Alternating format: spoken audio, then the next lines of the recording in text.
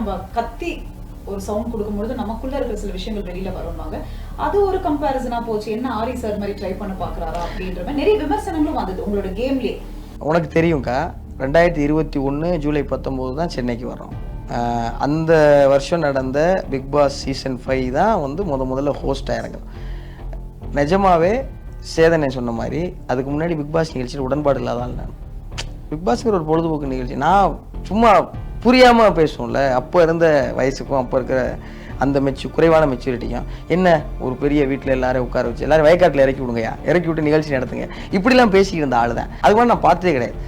ஆரி அண்ணனை வந்து எனக்கு எப்படி தெரியும்னா, அவரை பற்றி எல்லாரும் செவிவழி செய்தி இருக்குல்ல, அப்படி தான் தெரியும். வெளியே வந்ததுக்கப்புறம் நீங்கள் ஆரி மாதிரி கற்றுனீங்கன்னா, ஆரி மாதிரி கற்றுனா என்னையா சொல்லுங்க, அண்ணன் எப்படி கற்றுனாரு என்ன பண்ணாருன்னு எனக்கு தெரியாது. அந்த நேரம் இருக்குல்ல, பிக் பாஸ் சீட் உங்களை என்ன செஞ்சதுன்னா, உங்களை மனோரீதியாக பெரிய பெரிய அழுத்தத்தை கொடுக்கும். உங்களால் புலம்ப கூட முடியாது. நீங்கள் புலம்புனா கூட அது எங்கேயோ யாரையோ ஹர்ட் பண்ணிடும், அது எங்கேயோ யாரையோ வந்து பாதிச்சிருங்கிறதுக்காக நீங்கள் எல்லாத்தையும் உள்ளே வச்சுக்கணும். ஒருத்தர் மேலே வருத்தம் இருந்தால் கூட அதை உடனே நீங்கள் எமோட் பண்ணிடாமல், ஏன்னா தனியாக போய் பேசணும்.